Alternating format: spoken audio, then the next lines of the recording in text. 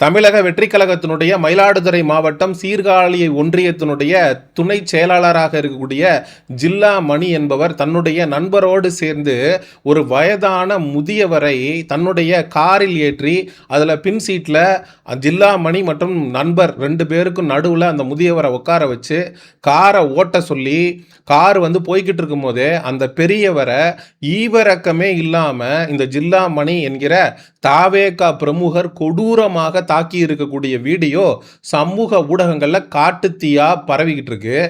இல்ல செய்யணும் தூக்குன்ற காரணம் நீ என்ன சொல்ற? ஆனா இந்த மாதிரி நீங்க நினைக்கவே இல்லை தம்பி. என்னடா நினைக்கல புண்டா தம்பி கெட்டது என்ன பண்ண போறீங்க? நான் வந்தா ஹாயா படுத்திருப்பேன். இந்த சட்டை துவக்கி போட்டு குளிச்சிரு படுத்திருப்பேன். என் குடும்பத்தை அங்க கிளி கிளிக்கு இருக்காங்க வந்து மெயின்ல வீடு பிளாட்ல ஒரு பிளாட் போட்டு. இந்த விஷயம் உண்மையிலேயே தமிழகத்தில் சட்டம் ஒழுங்கு அப்படின்னு ஒன்று இருக்கா இல்லையா அப்படிங்கிற கேள்வியை எழுப்பியிருக்கு. ஏன்னா அந்த பெரியவருக்கு விஜய்க்கே அப்பா வயசு இருக்கும். இந்த ஜில்லா மணி என்கிற இந்த தாவேகாவுடைய துணை செயலாளருக்கு தாத்தா வயசு இருக்கும். அவரை காரில் ஏற்றி கொண்டு வந்து இந்த அளவுக்கு கொடூரமாக தாக்கி அதை வீடியோ எடுத்து அதை ரீல்ஸாக போடுறதுக்கு ஒரு நபருக்கு தைரியம் இருக்கு அப்படின்னா எந்த அளவுக்கு அதிகார திமிர் நம்மளுடைய கையில் தான் ஆட்சி இருக்கு. நம்மளுடைய அண்ணன் விஜய் அவர்கள் தான் தமிழ்நாட்டுடைய முதலமைச்சராக இருக்காரு. நம்ம என்ன வேணாலும் பண்ணலாம், நம்மளை யாரும் எதுவும் கேட்க முடியாது அப்படின்னு அதிகார திமிரில் இந்த தாவேகாவில் இருக்கக்கூடிய நபர்கள் எல்லாம் மீறி போவதை நம்மளால பார்க்க முடிகிறது. அந்த பெரியவர் கதறாரு, தம்பி நீங்க இப்படியெல்லாம் இருப்பீங்க அப்படின்னு நம்ம சத்தியமா எதிர்பார்க்கல தம்பி அப்படின்னு அவர் பேசும்போது கேட்கிற நமக்கே உண்மையிலே கஷ்டமா இருக்கு. இந்த வீடியோ பதபதக்க வைக்குது. ஏன்னா அந்த பெரியவரை இவனுங்க கார்ல ஏத்துனப்போ ஏதோ ஒரு பிரச்சனை, அது மட்டும் நமக்கு நல்லா தெரியுது. ஆனா இந்த பெரியவரை காம்ப்ரமைஸ் வாங்க பேசிக்கலாம், கார்ல வாங்க நம்ம பேசி தீர்த்துக்கலாம் அப்படின்னு சொல்லி நம்ப வச்சு கூட்டிட்டு அந்த கார்ல உட்கார வச்சு மாறி மாறி தாக்குறானுங்க. தலையிலேயே அடிக்கிறானுங்க. இவன் இப்படி கையை வச்சுட்டு இப்படி அடிக்கிறான், அந்த பக்கத்துல இருந்து இன்னொருத்தன் அடிக்கிறான். அந்த பெரியவர் என்ன பண்றதுன்னு தெரியாம, தம்பி நான் உங்களை என்னமோ நினைச்சேன், இப்படி பண்றீங்களே அப்படின்னு சொல்லி அவர் உண்மையிலேயே அவருடைய கையேறு நிலையை பார்த்து நம்மளால இவங்க 2 பேரும் சேர்ந்து நம்மளை அடிக்கிறாங்க, நம்மளால எதுவுமே பண்ண முடியல. ஏன்னா உடல் அளவுல வயதானவர்களுக்கு வலிமை இருக்காது.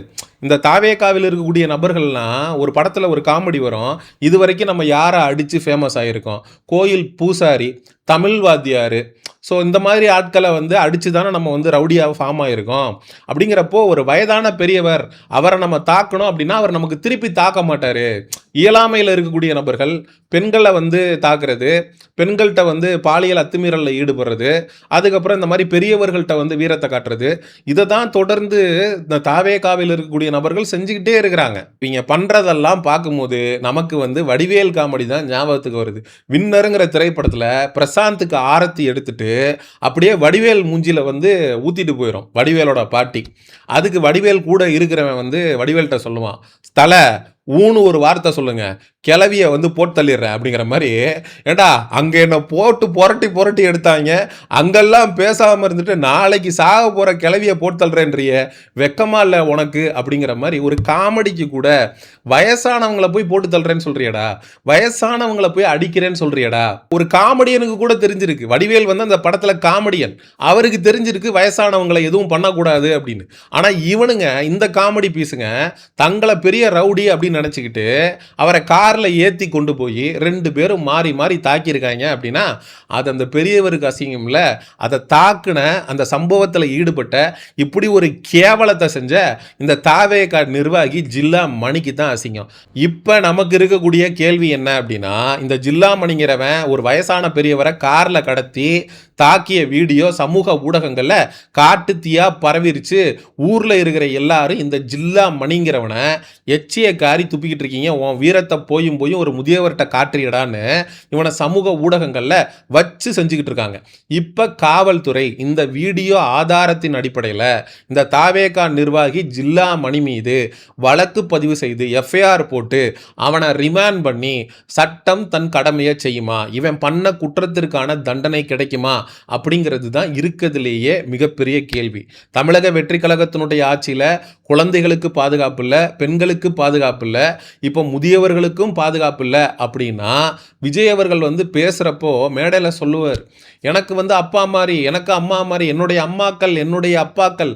டியர் விஜய் அவர்களே, உங்களுடைய அப்பா சந்திரசேகர் அவர்களுக்கு என்ன வயசு இருக்குமோ அதே வயது தான் அந்த முதியவருக்கும் இருக்கும். அப்படிப்பட்ட ஒரு முதியவரை முதியவர் என்றும் பாராமல் காரில் கடத்தி உங்களுடைய கட்சியை சேர்ந்த நபர்களே இந்த அளவுக்கு தாக்கி அதை வீடியோ எடுத்து புலகாயுதம் அடைகிறாங்க. அவனுக்கு கொஞ்சம் கூட குற்ற உணர்ச்சியே இல்லை. ஒரு பெரியவரை கை நீட்டி அடிக்கிறமே அப்படிங்கிறதெல்லாம் இல்லை, கெட்ட வார்த்தையில் திட்டுறாங்க. தீயினால் சுட்ட புண் உள்ளாரும் ஆறாதே நாவினால் சுட்டவடுங்கிற மாதிரி வாடாங்கிறானுங்க, போடாங்கிறானுங்க, பூனாங்கிறானுங்க, கெட்ட வார்த்தையில பச்சை பச்சையா பேசுறானுங்க, தலையில அடிக்கிறானுங்க.